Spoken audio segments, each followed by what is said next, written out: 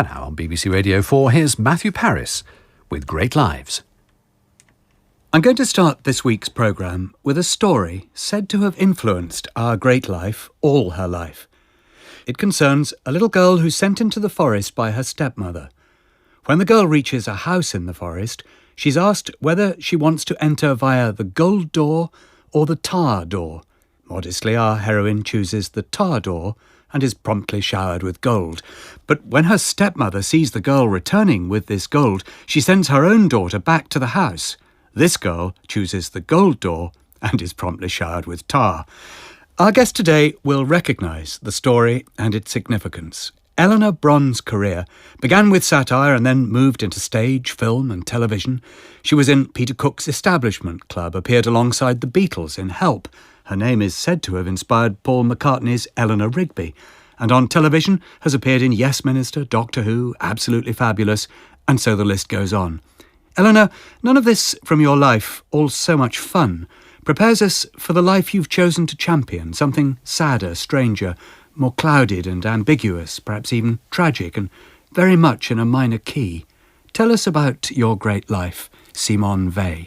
Simone Weil, well, it's lovely to know how correctly to pronounce her, because I used to be unsure when I mentioned her name because people didn't respond, so I thought perhaps it was pronounced in the German way, Weil, but that didn't produce any response either, so I realised that people just didn't know who she was. I was introduced to her when I was at Cambridge by John Bird. I think he gave me one of her books on science, necessity and the love of God, which I have never really opened, put off by the title. But there's another one called Gravity and Grace, which is a series of short paragraphs, and each one was very thought-provoking. So I became fascinated by that, and then as time went on I was interested by her life, and then even more interested by the fact that her life and her philosophy were one and the same, that she's one of those very rare people who practiced what she'd thought out. What about that story of the little girl and the gold and the tar? Do you see that as central to the way Simone Weil thought? Well, I do, in as you read it just now, I think because what Simone Weil seems to me to have been able to do all her life was to remain with her first impulses in thought, so that whereas most of us, we're taught how to behave and not to lie and to do good to others, then as we go out we find that actually that doesn't really work, certainly not all the time. But Simone Weil never shook off that childlike, simple approach to the basic goodness of life. The second response of the stepmother, whoever it was that sent the daughter to get covered in tar, is the compromised person, it seems to me, the person who tries to be cleverer than others. She was an entirely uncompromised person, wasn't she? That's one reason why I've chosen her, is it seems to me that... And she didn't want other people to do it. She wasn't a moralising person in that way, but she thought deep and hard about morals and how to behave. With us to help with the story of Simone Weil, political activist, mystic, thinker and sort of latter-day saint, we have the poet Grahame Davies, who based both his doctorate and his first novel, Everything Must Change, on her life. Grahame, for the benefit of lots of us who don't know much about her, could you just sketch out in brutal detail that life? Certainly. Well, Simone Weil was born in 1909 to comfortable, middle-class Jewish parents in Parris. They were not practising Jews. They were not observant in any way.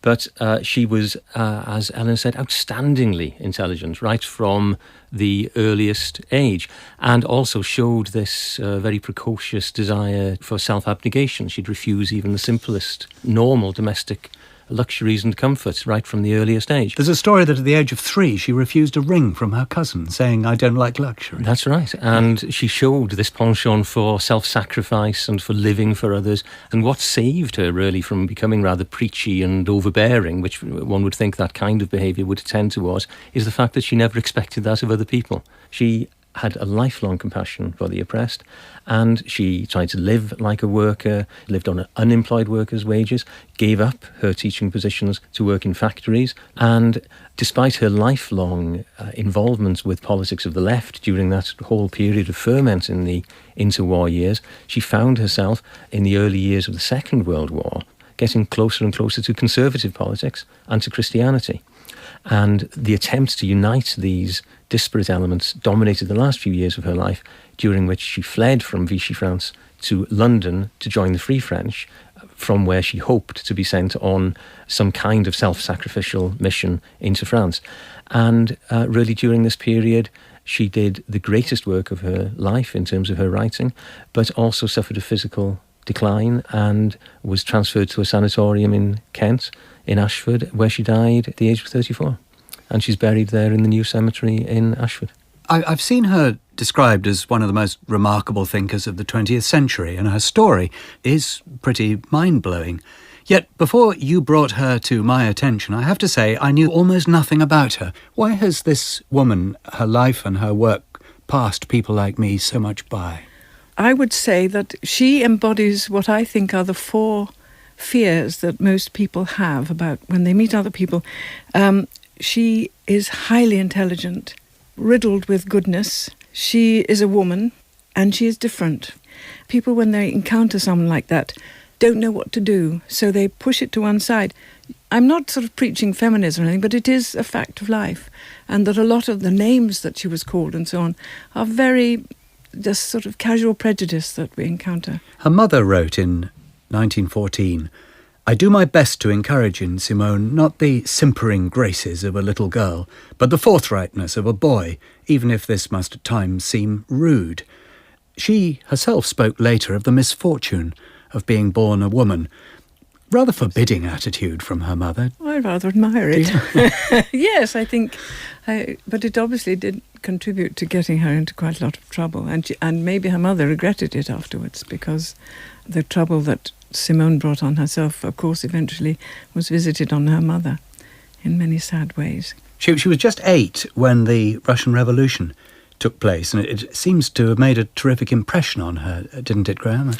Yeah, she described herself really as quite a small child, as a Bolshevik, and which must have been quite disconcerting for her teachers. And she gave her chocolate rations to a soldier. She did. She and her brother adopted a soldier. There was a programme at the time whereby soldiers who were orphans and had no one to send them comfort at the front were adopted by well-wishers, and she and her brother adopted a soldier. And there's a very touching story in which the soldier actually came to visit the family on leave, and he and Simone would walk hand in hand in the garden, talking about goodness knows what. But this is a very small child and a soldier back from the Western Front in the First World War.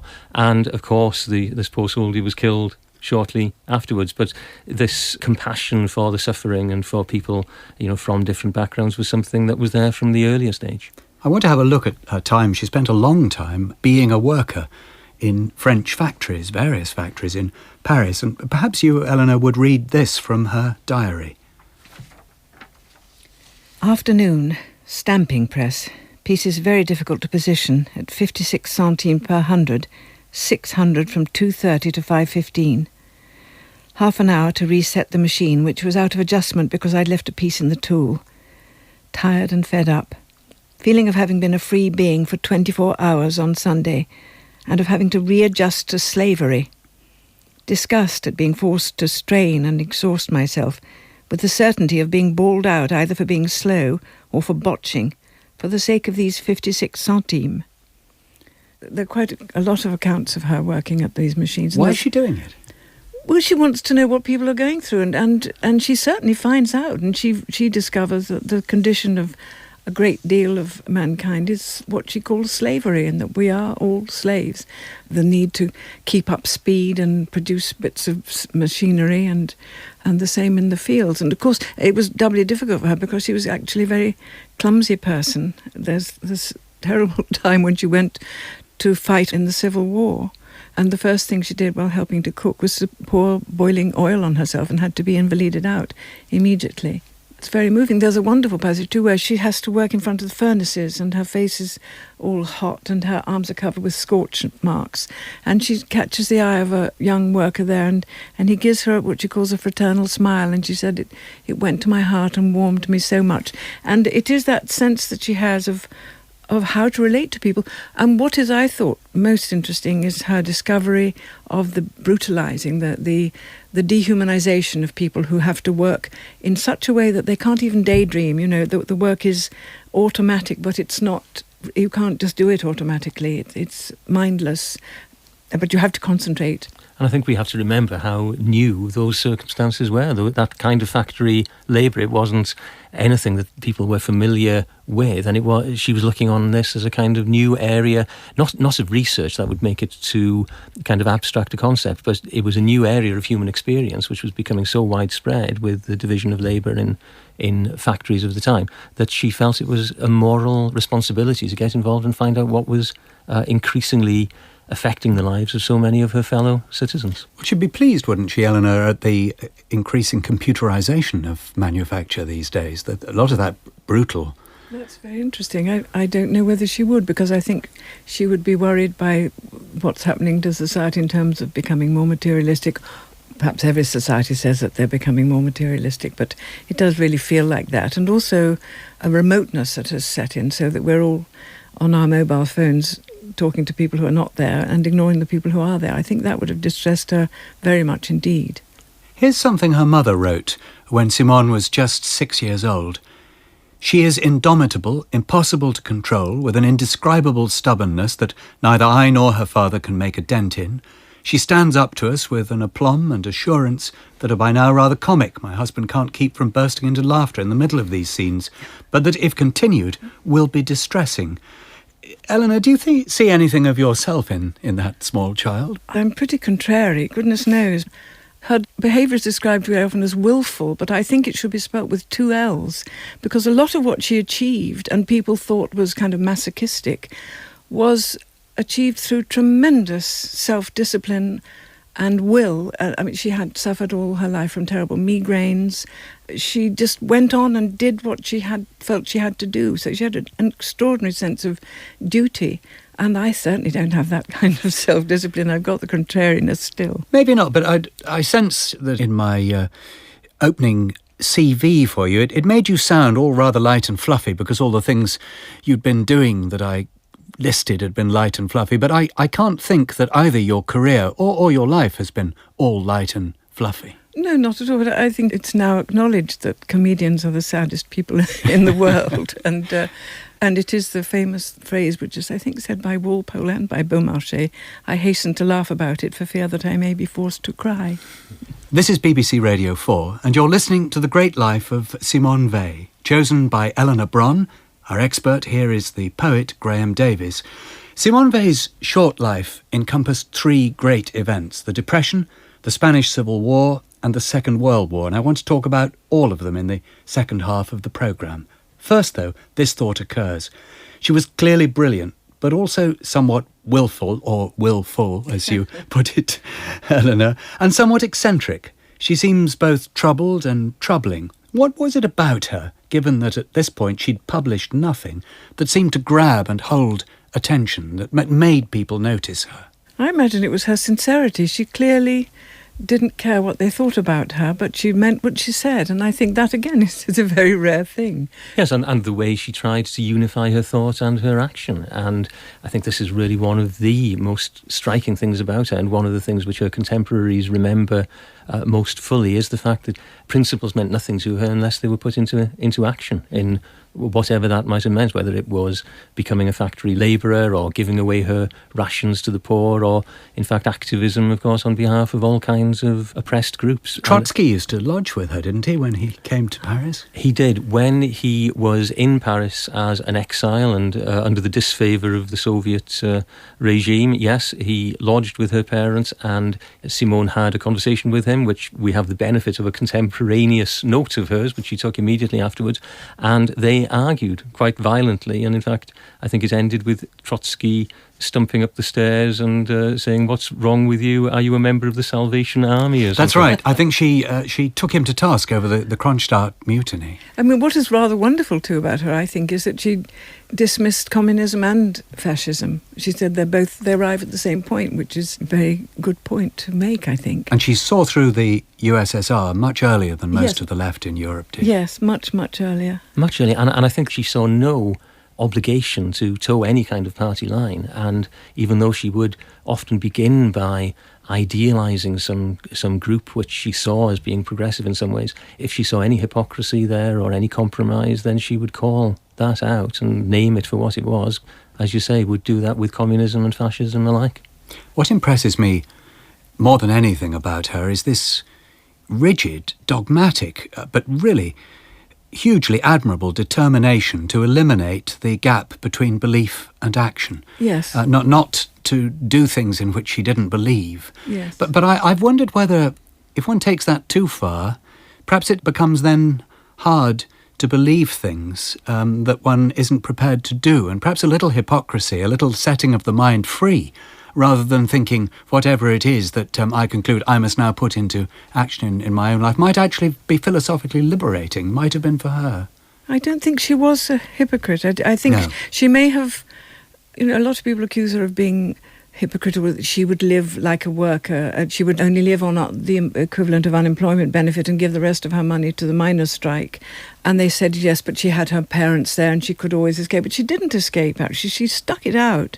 And not for its own sake. There's one point where she says, I believe in the value of suffering so long as one makes every legitimate effort to avoid it. Well, that's really thorough, isn't that... But she didn't, did she? Make every legitimate... She seemed to throw herself straight into situations where she'd suffer. She did, and there is a pattern in her life of seeking out situations where she would be made to suffer. But I think Ellen is absolutely right to note the fact that she didn't enjoy this suffering. No. There's another thing that she says in a letter to someone. She said, the suffering all over the world obsesses and overwhelms me to the point of annihilating my faculties. And the only way I can revive them and release myself from the obsession is by getting for myself a large share of danger and hardship. She simply couldn't sit by and watch other people suffer. We all learn to do that. And we salve our consciences with contributions to this and little efforts for that. But she didn't do that. She didn't make any salving of herself. She tried to throw herself into the Spanish Civil War. She did. She saw that as a moral duty. She felt she couldn't stand by.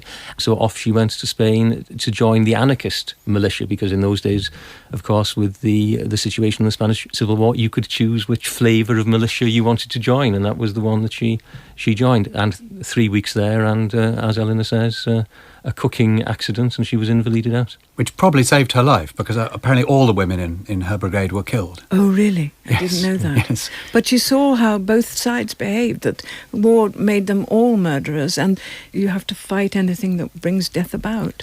I'd like to talk about the conversion. Well, not quite the conversion to Christianity, but the being drawn towards Christianity. What happened? How did it start, Eleanor? Well, it's pretty baffling to me. I'm also a product of a fairly unobservant Jewish family. There is mysticism within Judaism, but it's not the foremost thrust of Judaism, which is a very pragmatic religion. And I think she wanted to answer questions, and that probing nature of hers and her intellect led her to keep questioning.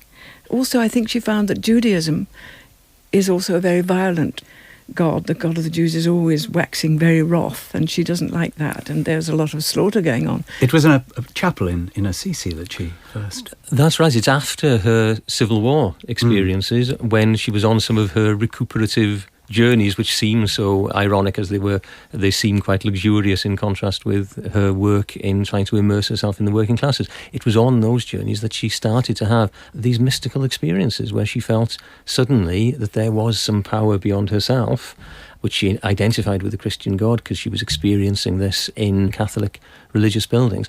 And this really determined the course of perhaps the last third of her life, and certainly the rest of her life. I'm just wondering whether both of you are overlooking the extent to which the places she ended up in because of the strength with which she had rejected something else. She ended up being a worker because she'd rejected her bourgeois upbringing and society.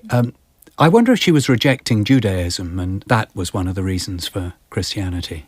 I don't really feel that she was so imbued with Judaism. I think I probably have much stronger sense but of you didn't Judaism like Judaism. No, I can understand that for those reasons, that he is the father, first of all, there's this great father figure, and he's always cross with you. I mean, we can go into other explanations, but also she did have, and again I can sympathise with it because I'm very contrary, she had felt the need always to examine the other side. I mean, I have my favourite saying for myself is the opposite is also true or very possibly. And I think she also always wanted to examine the other side.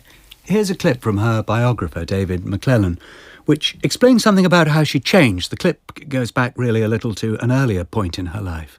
If you look at a photograph on some of the books about her, 12 years old, she looks a beautiful young woman, absolutely gorgeous, But the other photographs of her, when she's into her 30s, she looks haggard, This is partly because of her ascetic lifestyle, I think, which obviously had a strong impact upon her health.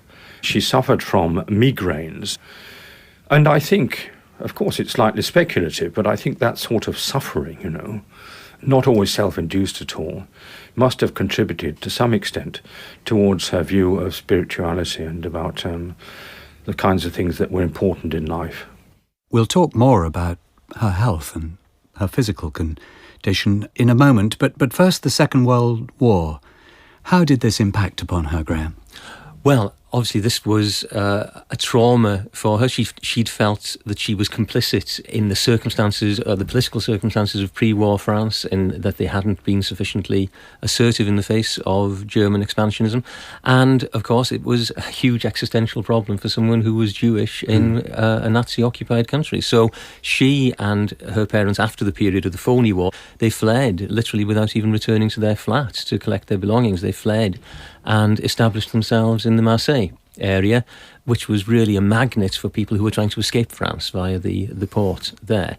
And they'd intended, of course, to get out as quickly as they could. Her brother did manage to get out fairly quickly, but in fact ended up staying there for 2 years. They had visa problems in getting out, and it's during those 2 years of enforced staying in the Marseille area that really she did some of the greatest thinking and writing of her life, in the company of a circle of Catholic intellectuals in search of whom she went while she was there. She met two particular priests, I think, Yes. who made a great impact, and she on them. Well, there was Perrin, and Thibon was a farmer, I think. Yes, he was, and he was a friend of Perrin. They were a very devout Catholic layman, yes. Yeah. And really, it's in that relationship with Thibon in particular that really I found the greatest emotional connection when I was reading Simone's life, because he was, of course, a right-winger. He was a conservative Catholic landowner. He wasn't a big landowner, but he certainly represented that kind of class and was a spokesman for it. And they discovered, despite their immense political differences,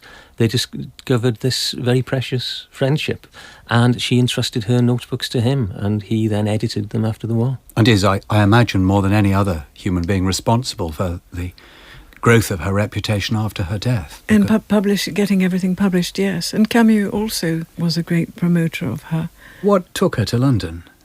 Well, really, it was her desperate desire to unite herself with wherever suffering was happening, particularly with her own country.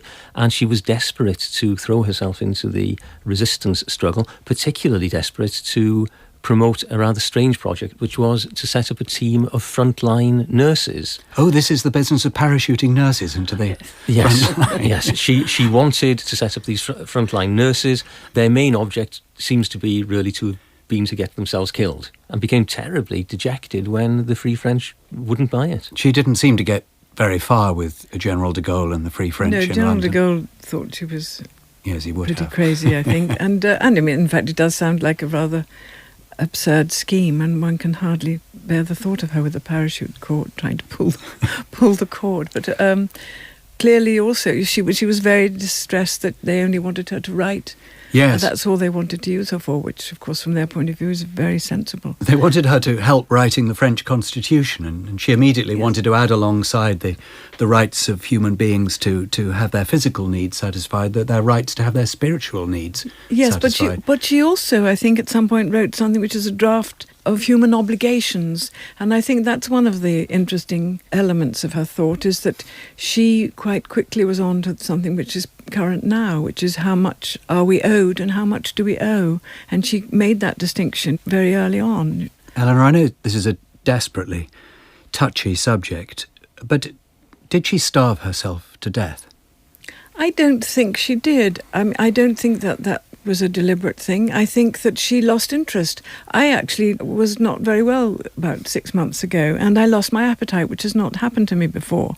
You need a sort of energy. I think she was very low on energy, and of course I imagine that malnutrition in a way feeds upon itself. It's that you don't have the energy or the interest to eat. It didn't mean anything to her to eat. She didn't, I think, connect it with staying alive anymore. I think it would be too much to say that she actually desired her own death, or willingly or willfully brought it about. Even when you look at this pattern of self-denial and this desire for self-sacrifice through her life. But I mean, she's only 33. She gets TB, mostly because she isn't eating. The doctor will have said to her, if you don't eat, you will die.